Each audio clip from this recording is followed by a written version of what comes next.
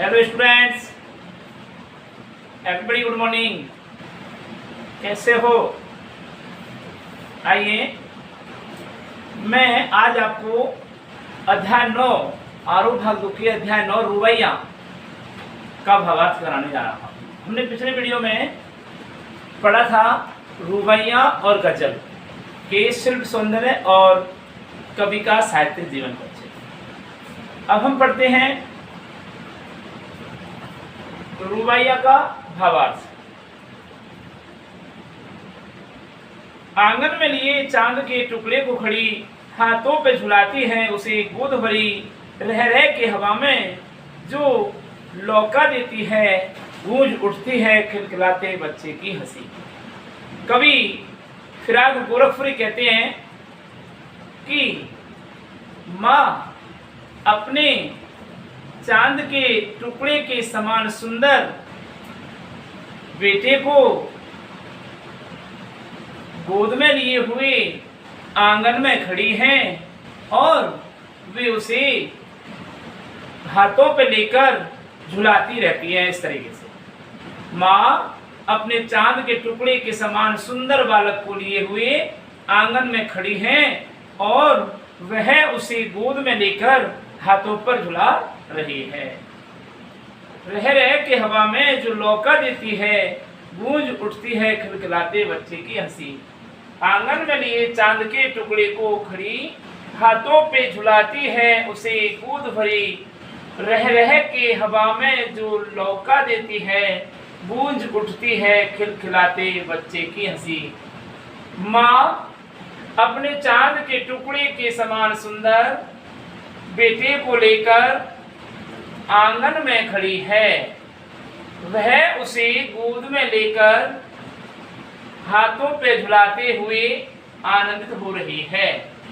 रह रह के हवा में जो लौका देती है, गूंज उठती है खिलखिलाते बच्चे की हंसी। लौका देने का मतलब होता है उछाल देना, रह रह कर का मतलब होता है रुक रुक कर। रुक रुक कर वह माँ बालक को उछालती हुई आनंदित हो रही है। इस प्रकार बच्चे की खिलखिलाहट पूर्ण हंसी आंगन में गूंज उठती है। तो इन चारों मुद्दों का अर्थ देखिए। प्रस्तुत काव्यांश हमारी पाठ्य पुस्तक आरोह भाग 2 की कवि रघुवीर साहब फिराक गोरखपुरी द्वारा विरचित रुबैया से लिया गया है, जो हमारी पाठ्य पुस्तक की अध्याय 9 में संकलित है। कवि फिराक गोरखपुरी कहते हैं कि माता अपने बच्चे को, अपने चांद के समान सुंदर बच्चे को आंगन में लिए हुए खड़ी है, वह उसे गोद में लेकर हाथों पे झुलाती दिखाई दे रही है या झुलाती है। रुक रुक करके वह माता उस बालक को हवा में उछाल देती है। इस प्रकार बच्चे की खिलखिलाहट पूर्ण हंसी आंगन में गूंज उठती है। नहला किचल किचल के निर्मल जल से उलझे हुए गेसुओं में कंघी करके किस प्यार से देखता है बच्चा मुंह को, जब घुटनियों में लेके है पहनाती कपड़े। माता अपने बच्चे को स्वच्छ छलछलाते हुए पानी से स्नान कराती है और उसके उलझे हुए बालों में कंघी करती है, यानी उलझे हुए बालों को संवारती है। जब वह उस बालक को अपने दोनों घुटनों में दबाकर के कपड़े पहनाने लगती है, तो उस समय बड़े ही अद्भुत प्यार के साथ वह बालक अपनी माँ के मुंह को निहारता रहता है, देखता रहता है। नहला के चल के निर्मल जल से उलझे हुए गेसुओं में कंघी करके किस प्यार से देखता है बच्चा मुंह को, जब घुटनियों में लेके है पहनाती कपड़े। कवि फिराक गोरखपुरी कहते हैं कि माता अपने बच्चे को स्वच्छ जल से स्नान कराती है, स्वच्छ जल से छलकते हुए स्वच्छ जल से स्नान कराती है और उसके उलझे हुए बालों में कंघी करती है, अर्थात उसके उलझे हुए बालों को संवारती है, कंघी से संवारती है। जब माँ अपने बच्चे को घुटनों में दबाकर कपड़े पहनाने लगती है तो किस अद्भुत प्यार के साथ वह बालक अपनी माता के मुख को देखता रहता है। तो इन दोनों पंक्ति दोनों पद इनका अंतराओं का देखिए आप, मैं अर्थ करता हूं। प्रस्तुत काव्यांश हमारी पाठ्य पुस्तक आरोह भाग 2 के कवि फिराक गोरखपुरी द्वारा विरचित रुवैया नामक काव्य से लिया गया है, जो हमारी पाठ्य पुस्तक के अध्याय 9 में संकलित है। प्रस्तुत काव्यांश में कवि ने बालक और माता के अद्भुत वात्सल्य भाव को प्रकट किया है। कवि कहते हैं कि माता अपने चांद के टुकड़े के समान सुंदर बालक को लिए हुए आंगन में खड़ी है। वह उसे अपने गोद में लेकर कभी हाथों पे झुलाती है, रुक रुक करके वह उस बालक को हवा में उछाल देती है। इस प्रकार करने से बालक आनंदित होता है और बालक की खिलखिलाहट पूर्ण हंसी आंगन में गूंजने लगती है।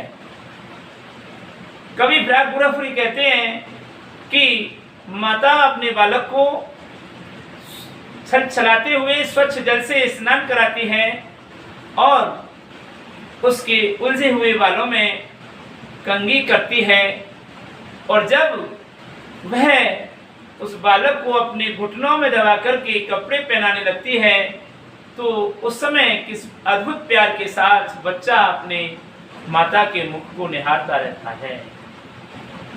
दिवाली की शाम घर पुते और सजे हुए चीनी के खिलौने जगमगाते लावे हैं।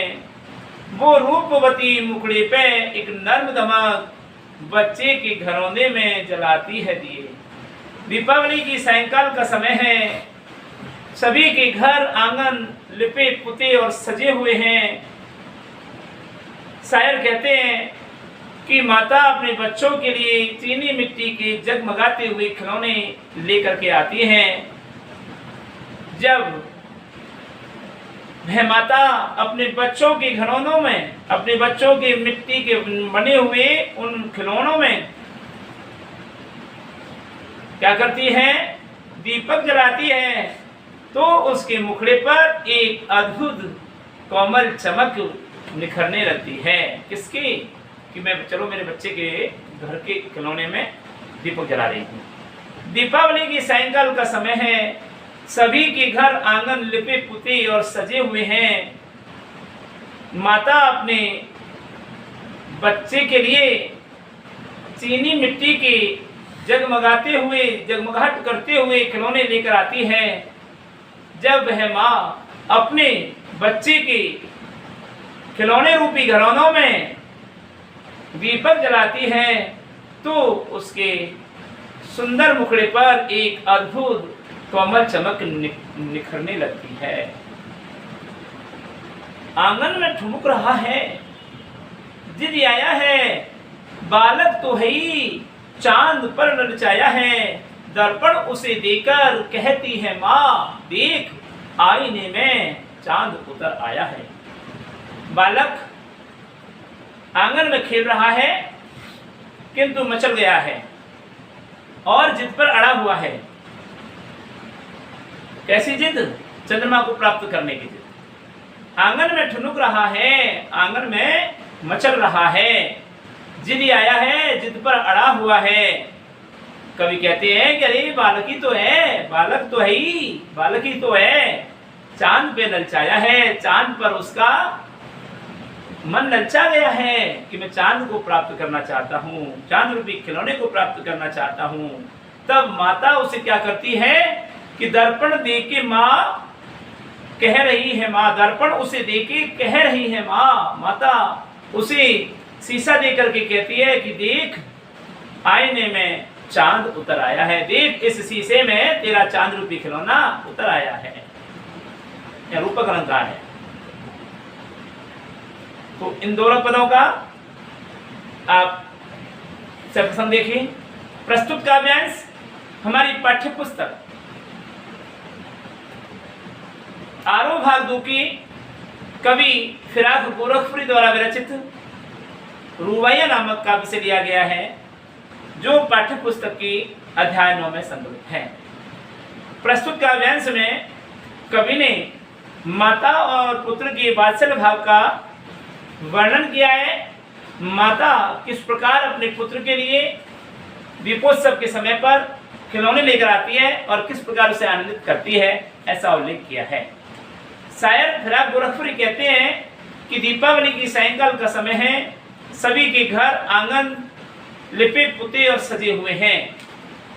माता अपने बच्चों के लिए जगमगाहट करते हुए चीनी मिट्टी के खिलौने लेकर आती है। जब वह माँ अपने चीनी मिट्टी के बने हुए घरौंदे रूपी खिलौनों में दीपक जलाती है तो माँ के सुंदर चेहरे पर एक कोमल चमक उभरने लगती है या निखरने लगती है। बालक आंगन में खेल रहा है, अचानक मचल गया है और जिद पर अड़ा हुआ है। शायर कहते हैं कि अरे बालक ही तो है, चांद पे ललचाया है। देखिए, बालक की जिद यानी हट बड़ी खतरनाक होती है। वह जिद पर अड़ जाता है तो उसको लेकर के रहता है। तो बालक तो है ही, बालक ही तो है, चांद पर ललचाया है, चांद पर उसका मन ललचा गया है। तब माता ने उसे एक दर्पण देकर यह कहा, माँ, दर्पण उसे देख के कह रही है माँ, माता उसे एक शीशा देकर के कहती है कि देख, इस शीशे में तेरा चांद उतर कर आ गया है। अर्थात ये चांद रूपी खिलौना मैंने शीशे में बंद कर लिया है, तू जब चाहे तब खेलना। रक्षाबंधन की सुबह है, रस की पुतली छाई है घटा गगन की, हल्की हल्की बिजली की तरह चमक रहे हैं लच्छे, भाई के है बांधती चमकती राखी। रक्षाबंधन की प्रातःकाल का समय है। आसमान में बादलों की काली घटाएं छाई हुई हैं, हल्की हल्की फुहारें पड़ रही हैं। तब रक्षाबंधन की सुबह छाई है घटा गगन की, रस की पुतली हल्की हल्की, इस प्रकार से अन्वय बनता है। तो रक्षाबंधन की प्रातःकाल का समय है, आसमान में बादलों की काली घटाएं छाई हुई हैं, रस की पुतली के समान बहन भाई के लिए कोमल कोमल बिजली की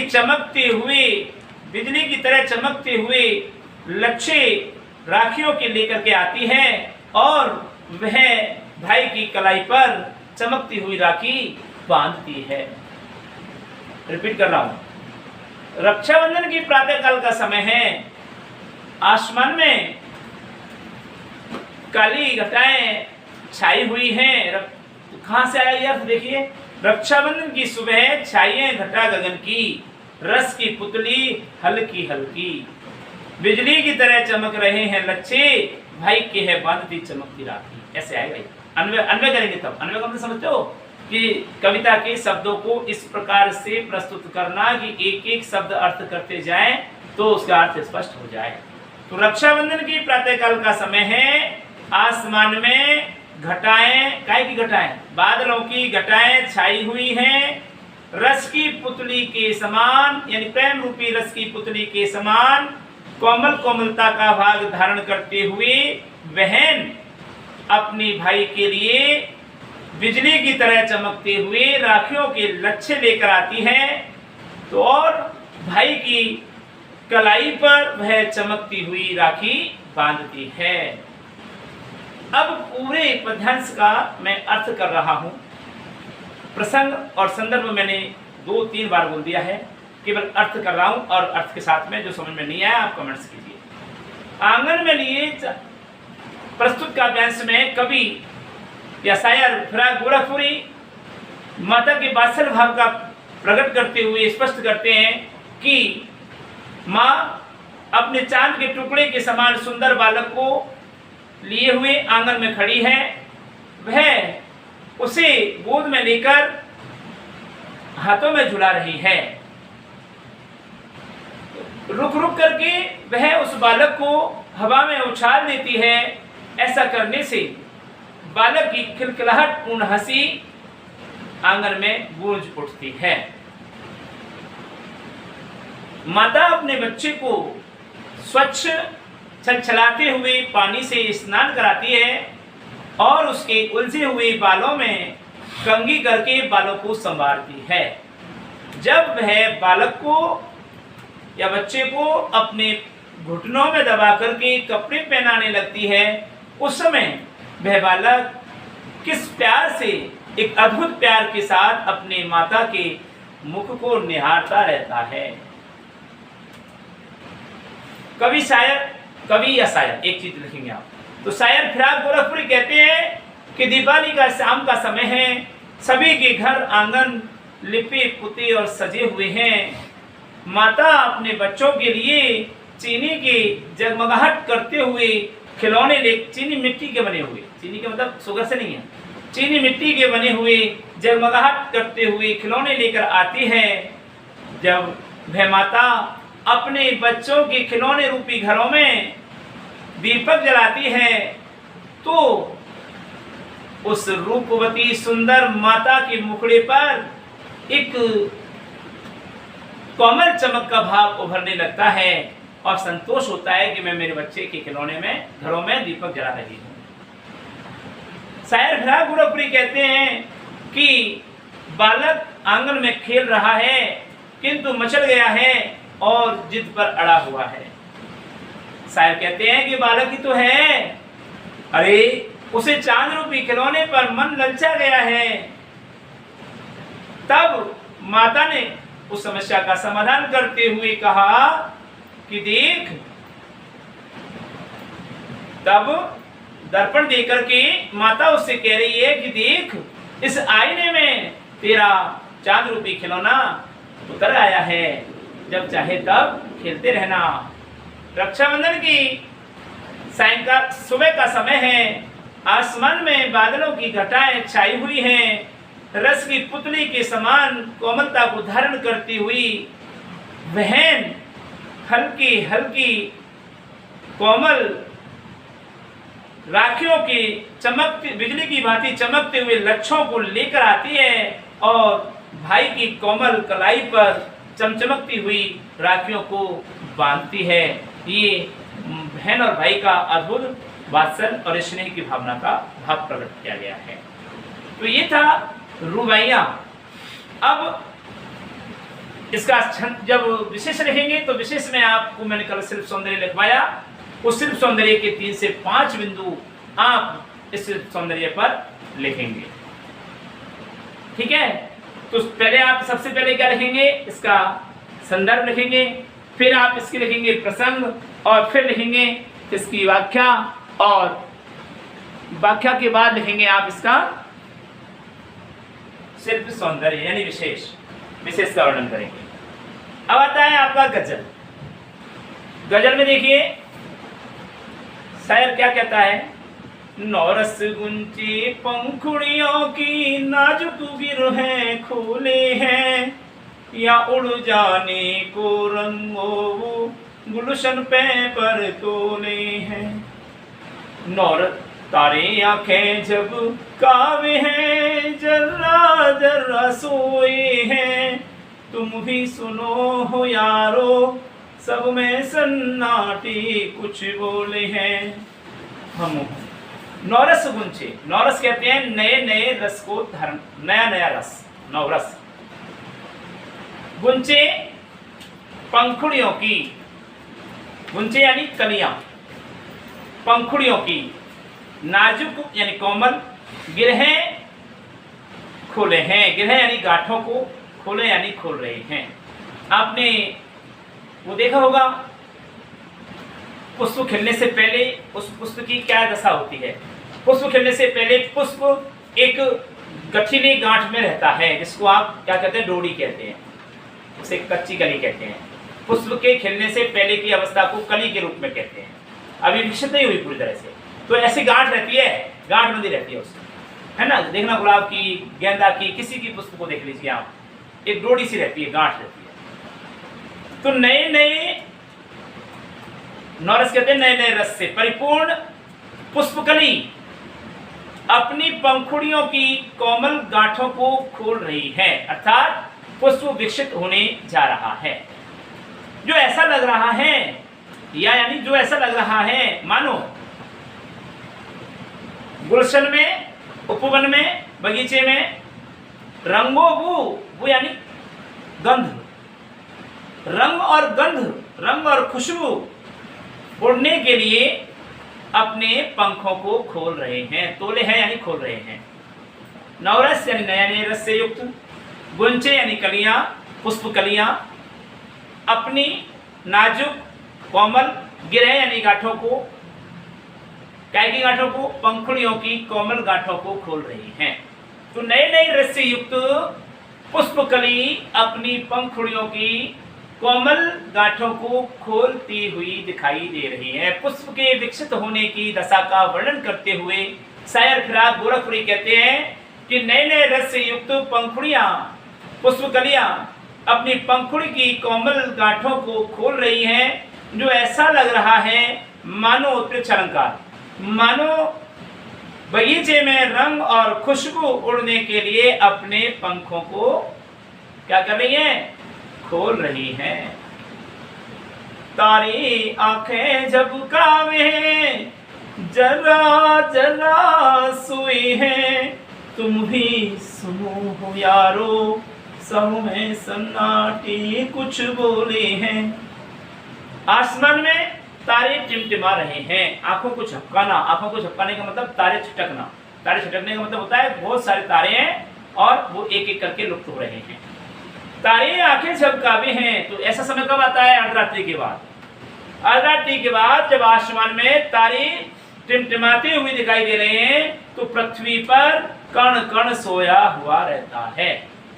ऐसे समय में एक प्रेमी को अपने प्रिय की प्रेम भावनाएं क्या कर रही हैं? अब उसको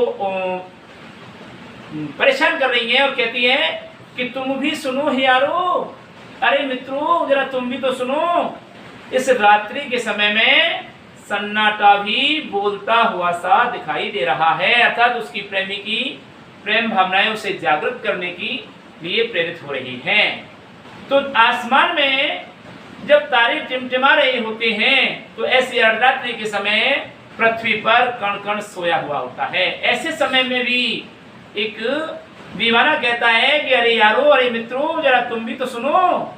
इस रात्रि के समय में यानी इस रात्रि के समय में सन्नाटा भी कुछ बोलता सा दिखाई दे रहा है। उत्प्रेक्ष अलंकार। हम हो या किस्मत हो हमारी, दोनों को एक ही काम मिला। हम हो या किस्मत हो हमारी, शायर कहते हैं कि चाहे मैं हूं चाहे मेरी किस्मत हो, हम दोनों को, मुझको भी और मेरी किस्मत को भी एक ही काम मिला है। कौन सा काम?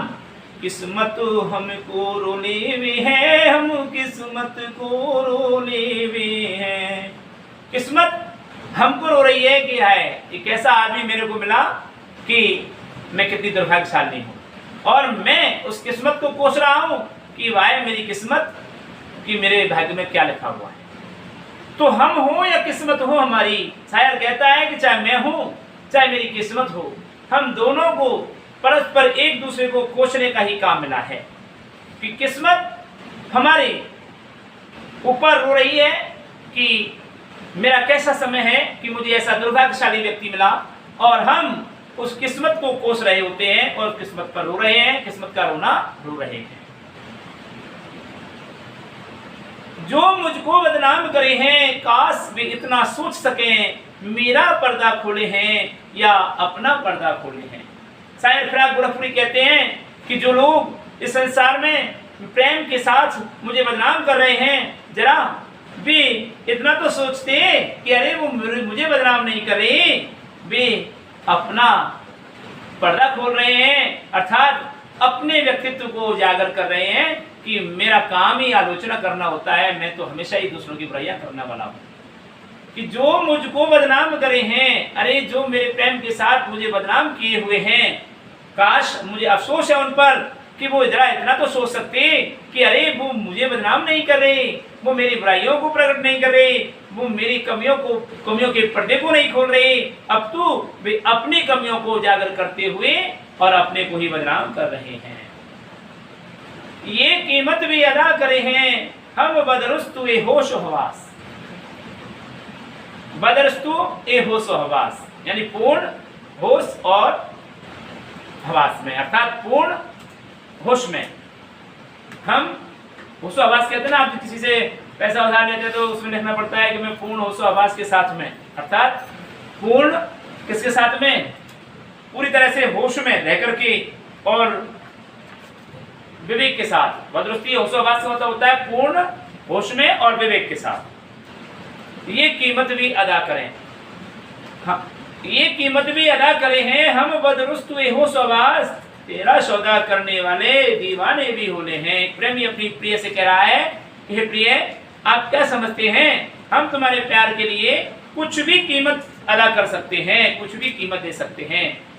हम पूरी होश हवास और विवेक पूर्ण वार्ता में कह रहे हैं कि हम तुम्हारे प्यार को प्राप्त करने के लिए कोई भी कीमत चुका सकते हैं। अरे तुम्हें क्या मालूम कि तुम्हारा प्रेम का सौदा करने वाला कोई तुम्हारा दीवाना भी होता है। तेरे गम का पास अदब है, कुछ दुनिया का ख्याल भी है। एक प्रेमी अपनी प्रिय के प्रेम के प्रति मोहित होता हुआ कह रहा है कि तेरे गम का पास अदब है। अरे तुम्हारे गम का पास अदब है, मैं तुम्हारी प्रेम पर क्या करता हूं, कुर्बान होता हूं। पास अदब का मतलब होता है कुर्बान होना, लिहाज करना, इज्जत करना। तेरे गम का पास अदब है, कुछ दुनिया का ख्याल भी है। अरे हम तुम्हारे प्रेम पर कुर्बान होते हुए तुम्हारे प्रेम का इज्जत करते हैं, लिहाज करते हैं, पर कुछ दुनिया का भी ख्याल रखना पड़ता है। सबसे छिपा के दर्द के मारे चुपके चुपके रोले हैं। अरे हम तुम्हारे इस प्रेम को सबसे छिपा करके दुनिया के डर से सबसे छिपा लेते हैं और उस वह की वेदना में तड़पते हुए चुपचाप रोते रहते हैं। आबुताब असार न पूछो बाहरी चमक दमक। आबुताब का मतलब कहते हैं बाहरी चमक दमक, बारे में मत पूछो। तुम भी आंखें खोले हैं, आपने अभी तक ऊपर पढ़ा, ये बाहरी चमक दमक है। यानी इन बाहरी चमक दमक से आप भाव विभोर हो गए। प्रेम की बात करी तो प्रेम में खो गए, है ना, विरह की बात करी तो विरह में खो गए, गम की बात करी तो विरह में खो गए। तो कवि कहता है कि तेरे गम का एक पंक्ति छोड़ गए हम। फितरत का कायम है तवाजुन आलम हुस्न इश्क में भी। हुस्न कहते हैं सौंदर्य को, और आलम यानी संसार में, और इश्क कहते हैं प्रेम। तो सौंदर्य और प्रेम में क्या है, एक कॉम्बिनेशन बना हुआ है। जहाँ सौंदर्य होगा वहाँ प्रेम होगा। आप फिर नाले के ऊपर पत्थर बिछा हुआ है, उस पर बैठ करके खाना नहीं खा सकते। आप पिकनिक पर जा रहे हो और बहुत बड़ा गंदा नाला है और उसके पास पेड़ पौधे लगे हुए हैं और आप उस पर पत्थर रखा हुआ है, उस पर बैठ करके आप अपना टिफिन खोल करके भोजन नहीं कर सकते। लेकिन एक बगीचे में फुलवारियाँ फैली हुई हैं और ऐसे स्थान पर आप खाना खाएंगे, क्यों, सौंदर्य है वहाँ पर। इसलिए मैं आपको एक उदाहरण देता हूँ। चूड़ी गेट पर आप भगवती कॉलेज है गंगापुर सिटी में, उस भगवती कॉलेज के सामने शमशान है। उस शमशान में हम एक सामाजिक संस्था से जुड़े हुए थे। उस शमशान में हम रविवार के दिन कुछ कार्य कर रहे थे, साफ सफाई का। अब उसमें उस दिन संडे था, संडे को एग्जाम थी कोई बाहर की। उस एग्जाम देने के लिए दूर अदर डिस्ट्रिक्ट से लोग आए हुए थे। कोई नागौर का था, कोई भीलवाड़ा का था, बच्चे आए हुए थे। तो एग्जाम लगने के बाद जब हम वहाँ पर कुछ परिश्रम कर रहे थे साफ सफाई का, वो दिया हुआ है हमारे सामाजिक संस्थान ने उस शमशान को, तो कुछ बच्चे टिफिन लेकर के और शमशान में प्रवेश करते हैं। क्यों? क्योंकि शमशान एक बगीचे से कम नहीं है और सौंदर्यीकरण उसका बहुत अच्छा किया हुआ है। उसमें आरामदायक कुर्सियाँ भी लगी हुई हैं और बीच बीच में टेबल भी लगी हुई है पत्थर की। तो बच्चों ने वो तो पढ़ा नहीं मोक्ष धाम, और वहाँ प्रवेश कर गए टिफिन लेकर खाना खाने के लिए, और बैठ करके खाना खा रहे हैं, दूसरी तरफ हम साफ सफाई कर रहे हैं। क्यों जहाँ साफ सफाई कर रहे थे उधर था शमशान, और पहले था बैठने की व्यवस्था है, पानी था, नल लगा हुआ है बाकायदा। अब खाना खा लिया, उसके बाद जब वो हमसे पूछने गए कि वैसा यहाँ पानी वानी की व्यवस्था नहीं है क्या, हमने कहा वहाँ पाइप है, नल लगा हुआ है, हम चालू कर देते हैं। तो हम में से एक व्यक्ति गया, उसने चालू किया। जब उसने हमको बुलाने के लिए जब पूछने के लिए गया ना, तब उसने देखा राख का ढेर है। तो उन्होंने पूछा यहाँ क्या बाटी वाटी बनती है। तब एक ने हंसी में उससे कह दिया, अरे यहाँ शमशान है। अब उनके रोंगटे खड़े हो गए कि हमने शमशान में बैठ करके खाना खा लिया। सामने ही नाला था, नाले पर पत्थर बिछे हुए थे, लेकिन वहां खाना क्यों नहीं खाया? क्यों? क्योंकि सौंदर्य जहाँ है वहां इष्ट है, वहां प्रेम है। तो इसलिए अब उनको जब घबराने लगी तो उनको तसल्ली दी हमारे सबसे बुजुर्ग लोग जो थे उन्होंने कि ऐसा कुछ नहीं है, हम तो रोज आते हैं और रोज साफ सफाई करते हैं और ऐसे ही हम नहाते धोते नहीं, हम सीधे घर में जाके बैठ जाते हैं, हमको कुछ आज तक हुआ ही नहीं है ना। तो बहुत अच्छे बिजनेसमैन है वो लोग, उन्होंने कहा कि ऐसा कुछ नहीं है, आप बिल्कुल घबराने की बात नहीं कि हम तो नागौर से आए, हमको पता ही नहीं था कि ऐसा हो जाता है। कि वैसे तो देखो हमने साफ साफ लिख रखा है बोर्ड पे कि मोक्ष धाम है, लेकिन आप उसका अर्थ नहीं समझ पाए होंगे शायद, और ऐसी कोई बुराई नहीं है। यहाँ आकर के हम सब कुछ खाते पीते भी हैं कि नहीं ऐसा नहीं हो सकता। फिर उसने उसको उनकी भ्रांति को दूर करने के लिए चाय मंगवाई और हम सब ने वहाँ चाय पी। तो ये है, तो तब बच्चों में थोड़ी सी धैर्य आया, तसल्ली आई कि हाँ चलो हमने कोई गलत नहीं। फिर भी उनके मन में तो था ही कि हम शमशान में बैठ करके हमने खाना खा लिया, कहीं भूत प्रेत हमको नहीं लग जाए। तो ऐसा क्यों हुआ? क्योंकि वहाँ सौंदर्य था, खुशबू खिल रहे थे, फुलवारियाँ थी, हरे भरे पेड़ पौधे थे और क्यारियाँ बनी हुई थी, टेबल कुर्सियाँ लगी हुई थी। तो कौन ऐसा शमशान में करता होगा? ये तो सब बगीचे में करते हैं ऐसे, इसलिए उन्होंने बैठ करके बेचारों ने खाना खा लिया। तो यहाँ पर कहा है कि आबो ताब असार न बूझो, तुम भी आके रखे हो। अरे फितरत का कायम है तवाजुन, आलम हुस्न इश्क में भी फितरत का कायम है तवाजुन। आदतन यह स्वाभाविक रूप से संतुलन बना हुआ है, स्वाभाविक रूप से कायम है यानी स्थापित है, तवाजुन संतुलन, आदतन यानी आदतन रूप से। तो यह है आलमी संसार में हुस्न इश्क, हुस्न और इश्क में, सौंदर्य और प्रेम में भी स्वाभाविक रूप से संसार में तवाजुन क्या बना हुआ है? संतुलन स्थापित है, संतुलन बना हुआ है। कायम है यानी स्थापित है, तवाजुन फितरत, आदत फितरत यानी आदतन, फितरत यानी आदतन। इस संसार में स्वाभाविक रूप से हुस्न और इश्क में क्या बना हुआ है? संतुलन, तवाजुन यानी संतुलन बना हुआ है। उसको उतना ही पाते हैं खुद को जितना खोले हैं। तुम अपने प्रेम को अपने इतने ही निकट पाते हो जितना प्रेम में अपने आप को खोलोगे। कुछ पाने के लिए कुछ खोना पड़ता है, ये भी तो सुना होगा आपने। तो प्रेम को पाने के लिए आपको खोना पड़ेगा, अपने आप को प्रेम में खोना पड़ेगा। तो फितरत का कायम है तवाजुन, आलम हुस्नो इश्क में भी खुद को उतना ही पाते हैं खुद को जितना खोले हुए हैं। स्वाभाविक रूप से संसार में रूप सौंदर्य और प्रेम में संतुलन बना हुआ है, यह स्वाभाविक है। हम अपने प्रिय को अपने निकट इतना ही पाते हैं जितना अपने प्रेम में अपने आप को खो देते हैं। आबो ताब सार न बूझो, तुम भी आके रखे हो। ये जगमग बेतों की दमक है या हम मोती रोले हैं। जैसे ऊपर के सेवा को पढ़ करके आप कभी दुखी हुए, कभी खुशी हुए, कभी आनंद आया, कभी रोंगटे खड़े हो गए, ऐसी स्थिति को देख करके शायर कहता है कि अरे बाहरी चमक दमक पर मत रीछो। दुनिया में क्या होता है? बाहरी चमक दमक पर, रूप सौंदर्य पर हम प्रसन्न हो जाते हैं, लेकिन अंतर से क्या है? आप कपड़े खरीदने जाओगे तो चमक दमक में और ट्यूबलाइट जला देगा, हेलोजन जला देगा दुकान में दुकानदार, और उस कपड़े की चमक को और ज्यादा प्रकाशित कर देगा। तो ये बाहरी चमक दमक है, इस पर प्रसन्न मत होइए। अरे तुम्हारे भी आंखें हैं, कुछ देखभाल करके काम करो। ये जगमग बेतों की दमक है, ये जगमगाहट करने वाली बाहर की जो रूप सुंदरता आपको दिखाई दे रही है, ये तो मेरे शेर शायरी की चमक है। या हम मोती रोले हैं, जिस पर हम अभी मोती रूपी आंसू टपका रहे थे, या आनंदित हो रहे थे, या प्रसन्न हो रहे थे। तो बाहरी चमक दमक के बारे में मत पूछो। अरे तुम्हारे भी आंखें, देखभाल करके आगे कदम बढ़ाइए। ये दुनिया में जो आवश्यक रूप से दिखाई दे रहा है, ये तो बाहरी चमक दमक है, अर्थात मेरे शेर शायरी की चमक दमक दिखाई दे रही है, जिस पर तुम मोती जैसे आंसू लुढ़का रहे हो। ऐसे में तो याद आए हैं अंजुमने में रिंदों को, रात गई गर्दू पे फरिश्ते, वाव भी गुनह जग खोले हैं। एक शराबी अपनी प्रिय को याद करता हुआ कहता है कि हे प्रिय, तुम ऐसे समय में हम रिंदों को यानी शराबियों को शराब की महफिल में याद आ रही हो। कब? जब रात के समय गर्दू में यानी आसमान में फरिश्ते यानी देवदूत दुनिया के लोगों के 52 गुनह जग खोले हैं। जग यानी दुनिया के लोगों के पाप और पुण्य का लेखा जोखा लिख रहे होते हैं।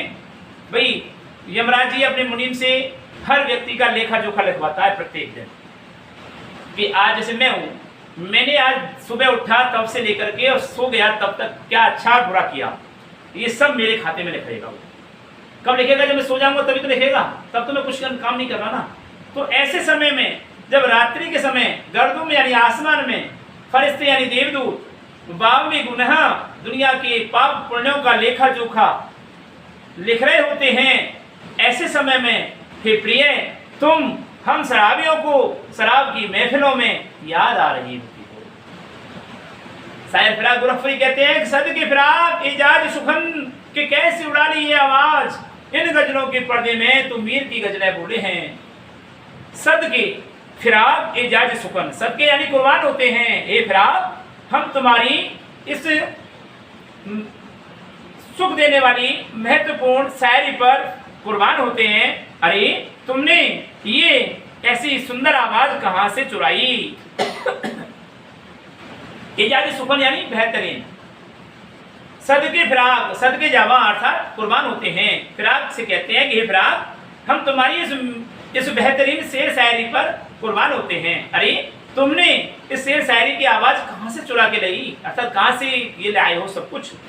हमें तो इन गजलों के पर्दों में, तुम्हारी इन गजलों के पीछे मीर साहब की गजल बोलती सी दिखाई दे रही है। अर्थात मीर साहब से तुलना करते हुए फिराक गोरखपुरी की वाहवाही की गई है। उनके चहेते और उनके पाठक कहते हैं कि अरे फिराक गोरखपुरी हम तुम्हारी इस बेहतरीन शायरी पर कुर्बान होते हैं। अरे तुमने ऐसी सुंदर आवाज कहां से चुराई? हमें तो ऐसा लग रहा है मानो तुम्हारी इन गजलों के पीछे मीर साहब की गजल बोलती हुई सी प्रतीत हो रही है। ये था आपका गजल। आवश्यकता हुई तो हम एक बार आपको फिर इसका भावार्थ रिपीट करेंगे। अगले वीडियो में हम आपसे फिर मुलाकात करेंगे और अगले पाठ की ओर चलेंगे। तब तक के लिए हम आपसे विदा लेते हैं। नमस्कार। ओ